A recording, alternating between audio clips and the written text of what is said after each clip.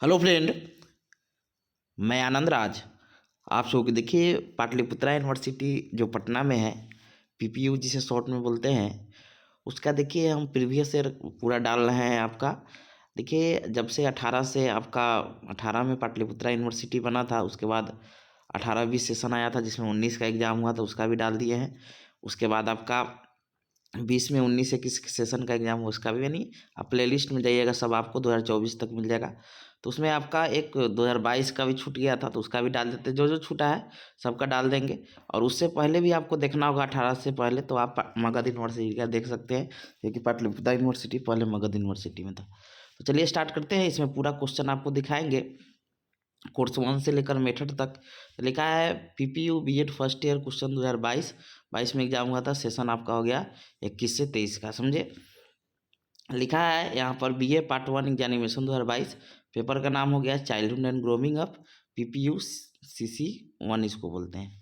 देखिए 80 number paper होता है और 36 नंबर आपका पास मार्क्स होता है, 3 घंटा टाइम मिलता है। देखिए 3 सेक्शन में आपका क्वेश्चन आता है, समझे। पहला सेक्शन आपका ऑब्जेक्टिव होता है, सेक्शन बी जो होता है लघुत्तरीय होता है, और सेक्शन सी आपका दीर्घोत्तरीय होता है। चलिए स्टार्ट करते हैं। सेक्शन ए में लिखा है ऑब्जेक्टिव टाइप क्वेश्चन, वस्तुनिष्ठ प्रश्न लिखा है, इस खंड के सभी प्रश्नों का उत्तर दीजिए। क्वेश्चन आपका 2 नंबर का है। पहला क्वेश्चन है कि हिंदी में हम पढ़ते हैं, इंग्लिश में दोनों में दिया है कि प्रारंभिक बचपन का आयु काल क्या होता है। तो देखिए इसका समय माना गया है 2 से 6 साल। आगे है आपका, इंग्लिश में भी है, हिंदी में है कि निम्नलिखित में किस अवस्था में बच्चे अपने समवयस्क समूह के सक्रिय सदस्य हो जाते हैं। तो इसका आंसर होगा किशोरावस्था, समझ गए। फिर तीसरा क्वेश्चन इंग्लिश देख लीजिए। क्वेश्चन है कि किशोरों की जटिल अवस्था के कारण किशोरावस्था के अध्ययन का एक विषय होना चाहिए, जिसमें शरीर तथा मन संबंधित दोनों होगा। अब आते हैं चौथा क्वेश्चन, इंग्लिश में देख लीजिए। वाइगोस्की बच्चों के सीखने में निम्नलिखित में किस कारक की महत्वपूर्ण भूमिका पर बल देते हैं।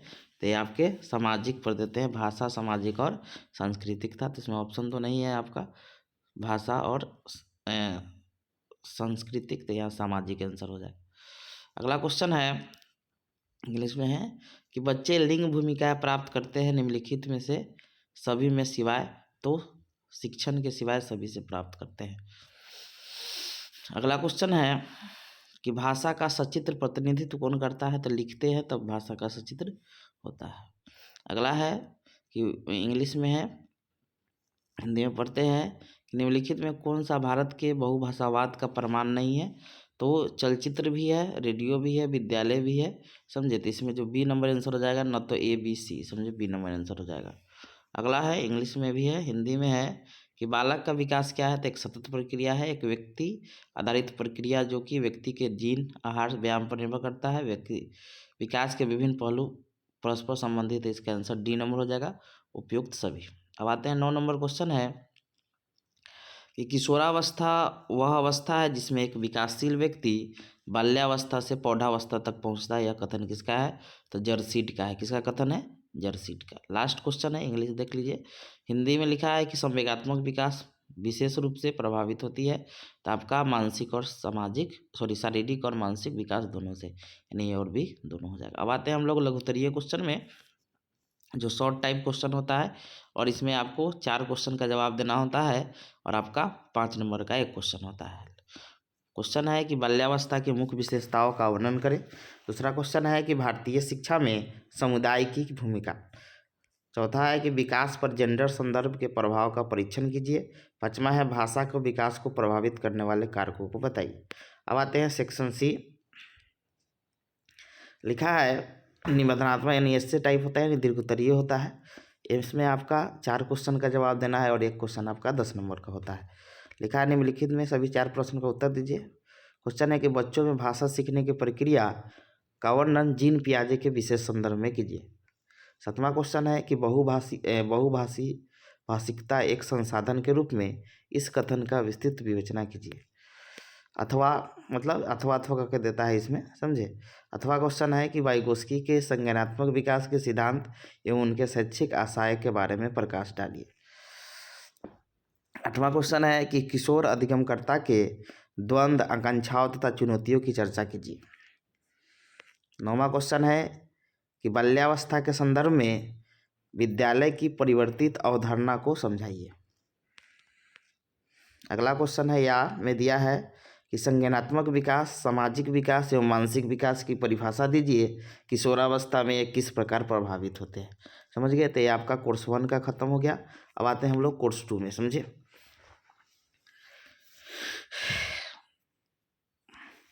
देखिए कोर्स 2 का क्वेश्चन है कंटेम्प्रोरी इंडिया इन एजुकेशन लिखा हुआ है। इसको 80 नंबर का ये भी होता है आपका। समझे। इसमें भी आपका 36 नंबर पासिंग नंबर चाहिए। चलिए आते हैं हम लोग। लिखा है objective section A objective type होता है। लिखा है निम्नलिखित प्रश्नों के सही उत्तर दीजिए। समझे। इंग्लिश में, हिंदी में है कि निम्नलिखित में कौन सा नियमित शिक्षा के अंतर्गत नहीं आता है। तो धर्म तो आपको पता ही है कि नियमित शिक्षा के अंतर्गत नहीं आता है। दूसरा क्वेश्चन है इंग्लिश में है कि प्रोजेक्ट प्रणाली का प्रयोग निम्नलिखित में शिक्षा पद्धति के अंतर्गत किया जाता है। तो ये आपका किया जाता है प्रगतिशील शिक्षा के अंतर्गत। समझे। किस शिक्षा के अंतर्गत। तो प्रगतिशील शिक्षा के अंतर्गत। अगला है क्वेश्चन कि एक शिक्षक को अपने, इंग्लिश में भी है, एक शिक्षक को अपने विद्यालय में किस छात्रों को अधिक महत्व देना चाहिए। तब सभी को समान महत्व देना चाहिए। कोई बच्चा पर आप इधर उधर नहीं कर सकते, सब पर समान महत्व दीजिए। अगला क्वेश्चन है इंग्लिश में भी है, हिंदी में भी है कि नकारात्मक शिक्षा की अवधारणा दर्शन शास्त्र के निम्नलिखित में से किस स्कूल से संबंधित है। तो ये आपका है प्रकृतिवाद स्कूल से संबंधित है, जो रूसो दिया हुआ था। समझ गए। अगला है इंग्लिश में भी है कि शिक्षण की परियोजना पद्धति दर्शन शास्त्र के निम्नलिखित में किस स्कूल द्वारा प्रतिपादित है। तो ये आपका जो है, देखिए ऑप्शन में व्यवहारवाद ऐसे होगा, लेकिन इंग्लिश में देखिएगा तो प्रैग्मेटिज्म होता है। प्रैग्मेटिज्म का हिंदी होता है प्रयोजनवाद होता है। तो यहाँ प्रयोजनवाद होना चाहिए व्यवहारवाद के जगह पर। समझे। इसे सी होना चाहिए, इंग्लिश में सी हो रहा है, प्रैग्मेटिज्म होगा। यहाँ पर प्रैग्मेटिज्म का हिंदी आपका प्रयोजनवाद होता है। समझ गए। या व्यवहारवाद भी दिया है, वही चीज़ है। अब आते हैं गिव वेरी शॉर्ट क्वेश्चन है कि निम्न के अति लघुत्तरीय प्रश्न है। ये भी 2 नंबर का लिखने वाला है। क्वेश्चन है कि शिक्षा का अधिकार अधिनियम 2009 शिक्षक के लिए प्रति सप्ताह कम से कम कितने न्यूनतम घंटों को निर्दिष्ट करती है। तो 45 घंटा आपको एक सप्ताह में पढ़ाना है। अगला है 7वां नंबर क्वेश्चन है कि भारतीय प्रणाली के अनुसार शिक्षा क्या है। तो आत्मा का परमात्मा से मिलन। समझे। वही क्या है आपका शिक्षा है भारतीय के अनुसार। अगला है कि बच्चों की किस आयु वर्ग के लिए शिक्षा का अधिकार अधिनियम एक मौलिक अधिकार है। तो देखिए 6 से 14 वर्ष है। वही दिव्यांग के लिए पूछे तो 6 से 18 साल होता है, लेकिन यहाँ नॉर्मल पूछ रहा है तो 6 से 14 साल हो जाएगा। अगला है शिक्षा का लक्ष्य क्या होना चाहिए। बच्चों का सर्वांगीण विकास। समझे। अगला क्वेश्चन है कि भारत में शिक्षा के 10+2+3 10+2+3 पैटर्न की सिफारिश डैश आयोग ने की थी। तो देखिए आयोग जब पूछेगा तो आपका कोठारी आयोग हो जाएगा। समझ गए। अब आते हैं लघुत्तरीय प्रश्न। तो निम्नलिखित में किन्हीं 4 प्रश्नों का उत्तर देना है। क्वेश्चन है कि शिक्षा के औपचारिक माध्यमों की उदाहरण सहित व्याख्या कीजिए। तीसरा क्वेश्चन है कि शिक्षा के अनौपचारिक माध्यमों की उदाहरण सहित व्याख्या कीजिए। चौथा है शिक्षा के गैर औपचारिक माध्यमों की उदाहरण सहित व्याख्या कीजिए। देखिए शिक्षा के 3 रूप होता है, औपचारिक, अनौपचारिक और गैर अनौपचारिक। बहुत हल्का क्वेश्चन पूछा है तीनों। अगला है कि शिक्षा का अधिकार अधिनियम 2009 क्या है। छठा है RMSA क्या है। 7वां है समाजीकरण क्या है। अब आते हैं सेक्शन सी, जो आपका दीर्घोत्तरीय होता है कि निम्नलिखित में किन्हीं 4 प्रश्नों का उत्तर दीजिए। 8वां है कि शिक्षा एक त्रिध्रुवीय प्रक्रिया है, इस कथन की आलोचनात्मक समीक्षा कीजिए। 9वां क्वेश्चन है कि शिक्षा के विभिन्न उद्देश्यों को विस्तारपूर्वक चर्चा कीजिए। 10वां क्वेश्चन है कि बीते काल में विभिन्न धर्मों की शिक्षा से भारतीय शिक्षा को प्राप्त नियामक दृष्टि की व्याख्या कीजिए। 11वां क्वेश्चन है भारतीय संविधान के शैक्षिक प्रावधानों की विवेचना कीजिए, जो धर्मनिरपेक्षता और सामाजिक न्याय के आदर्शों को अभिव्यक्त करता है। 12 नंबर क्वेश्चन है शैक्षिक दर्शन को परिभाषित कीजिए, इसकी शाखाओं की चर्चा कीजिए। 13 नंबर क्वेश्चन है कि प्रयोजनवादी विचारधारा के अनुयायियों की प्रमुख विशेषता की विवेचना कीजिए। अब आते हैं हम लोग लर्निंग एंड टीचिंग, जो आपका कोर्स 3 होता है। समझे। ये भी 80 नंबर का पेपर, इसमें भी 36 नंबर आपका पासिंग मार्क है। आते हैं ऑब्जेक्टिव प्रश्न में। पहला क्वेश्चन है इंग्लिश में है कि पियाजे के संज्ञानात्मक विकास सिद्धांत के अनुसार मूर्त संक्रियात्मक अवस्था किस उम्र से शुरू होती है। तो देखिए तीसरा जो अवस्था होता है, समझे, वो आपका 7 साल से शुरू होता है, समझ गए। और वही चौथा पूछता तो 11 साल हो जाता। इसका आंसर बी हो जाएगा। दूसरा क्वेश्चन है, इंग्लिश में भी है कि शिक्षण की प्रभावशीलता का आकलन किस प्रकार किया जाता है। तो पढ़ाए गए पाठ्यक्रम का शिक्षण क्षेत्र, समझे, छात्रों की रुचि, कक्षा में शिक्षण देने समाज छात्रों में सीखने का परिणाम। तो इसका डी नंबर हो जाएगा कि परिणाम जो आएगा उसी से शिक्षण की प्रभावशीलता का आकलन चलता है, इसका डी हो जाएगा। अगला है, इंग्लिश में भी है, हिंदी में है, कि वाइगोस्की के अनुसार संज्ञानात्मक विकास का प्राथमिक कारण क्या है। तो सामाजिक संपर्क। अगला क्वेश्चन है कि एनसीएफ 2005 के अनुसार एक शिक्षक की भूमिका जो होती है वो सुविधा दाता के रूप में होती है। अगला क्वेश्चन है, इंग्लिश में भी है, कि मानसिक विकास में भाषा केंद्रीय भूमिका निभाती है। यह विकास डैश के सिद्धांत पर आधारित है। तो यह वाइगोस्की के सिद्धांत पर आधारित है। अगला है कि डैश के कारण होने वाले बदलाव को अधिगम नहीं कहते हैं। तो दवाई या ड्रग्स के कारण आपके व्यवहार में जो परिवर्तन होता है उसे हम लोग अधिगम नहीं कहते हैं। अगला क्वेश्चन है कि जब पहली सीखी गई कोई चीज़ नई स्थिति में सीखने में मदद करती है उसे क्या कहते हैं। तो अधिगम का सकारात्मक हस्तांतरण कहते हैं, समझ गए नहीं, ये नंबर हो जाएगा। अगला है कि निम्नलिखित में कौन सा कारक अधिगम को प्रभावित करता है। तो आपके उपयुक्त जो शब्द कारण है, जो प्रेरक चर, धक्कान, परिणाम का ज्ञान, ये सब भी प्रभावित करता है। 9वां क्वेश्चन है कि सीखने का सबसे उपयुक्त अर्थ क्या है। तो जो सबसे अच्छा जो सीखने का लर्निंग का वो होता है व्यवहार का संशोधन, यानी व्यवहार में जो परिवर्तन आता है उसी को सीखना के उपयुक्त अर्थ होता है, यानी इसका डी हो जाएगा। 10वां क्वेश्चन है कि प्रभावी शिक्षकों को जुड़ी विशेषता में शामिल है। तो इसमें आपका शैक्षिक गुण भी हो जाएगा और व्यवहारिक गुण, यानी ये भी दोनों, यानी सी इसका आंसर हो जाएगा। अब आते हैं लघुत्तरीय टाइप क्वेश्चन में। क्वेश्चन है कि अधिगम की सुगमता और प्रबंधन में शिक्षकों की भूमिका का विश्लेषण कीजिए। तीसरा क्वेश्चन है अधिगम के हस्तांतरण के विभिन्न रूपों का वर्णन करें। चौथा क्वेश्चन है अधिगम का अर्थ स्पष्ट कीजिए, तो इसके विभिन्न प्रकारों का वर्णन कीजिए। 5वां क्वेश्चन है कि पियाजे के सिद्धांत के शैक्षिक निहितार्थ क्या है। अब आते हैं हम लोग पार्ट सी है जो दीर्घोत्तरीय, समझे। क्वेश्चन है 6ठा कि अधिगम का विद्यालय में निष्पादन और शिक्षार्थी की क्षमता से संबंध की समीक्षा कीजिए। 7वां है संप्रत्यय अधिगम से आप क्या समझते हैं। संप्रत्यय निर्माण के विभिन्न प्रकारों का व्याख्या कीजिए। संप्रत्यय अधिगम में शिक्षक की भूमिका पर प्रकाश डालिए। उसके बाद 8वां क्वेश्चन है कि अभिप्रेरणा अधिगम के लिए अनिवार्य है, इस कथन की विवेचना कीजिए और विद्यालय में शिक्षार्थियों को सीखने की प्रक्रिया में अभिप्रेरित करने कुछ विधियों को सुझाव दीजिए। 9वां क्वेश्चन है कि आप शिक्षण को एक पेशा कैसे मानते हैं। शिक्षकों के व्यावसायिक विकास की आवश्यकता और अवसरों की व्याख्या कीजिए। अब आते हैं हम लोग लैंग्वेज अक्रॉस द करिकुलम, जो आपका 40 नंबर का पेपर होता है, इसमें 18 नंबर पासिंग होता है। सेक्शन ए में है, क्वेश्चन है निम्नलिखित में सभी प्रश्नों को उत्तर दीजिए कि प्री स्कूल जाने वाली छात्रों की भाषाई पृष्ठभूमि में विभिन्नता। दूसरा है भाषाई साक्षरता, बहुभाषावाद, लघु नाटक। ई में है पठन और लेखन में जुड़ाव। सेक्शन बी है लघुत्तरीय प्रश्न है, निम्नलिखित में इन 2 प्रश्न का उत्तर देना है कि अधिगम में शाब्दिक भाषा का क्या महत्व है। तीसरा है हमारे समाज के विभिन्न स्तरों से आने वाले बच्चों की घरेलू भाषा और स्कूली भाषा के बीच का अंतर का वर्णन करें। चौथा है कि अधिगम हेतु बहुभाषावाद को एक संसाधन क्यों माना जाता है। 5वां है भाषा सीखने और भाषा द्वारा सीखने में अंतर स्पष्ट करें।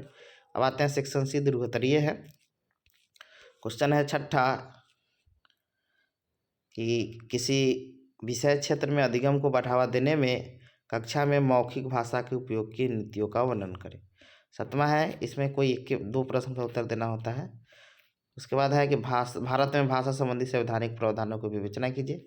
8वां पाठ्यक्रम की भाषा विषय पर टिप्पणी लिखिए, उचित उदाहरणों द्वारा अपने उत्तर को सुदृढ़ कीजिए। 9वां है वे कौन सी विभिन्न नीतियाँ हैं जिसका भाषा शिक्षण में एक शिक्षण को प्रभावकारी उपयोग करना चाहिए, अपने उत्तर को उदाहरण द्वारा सिद्ध कीजिए।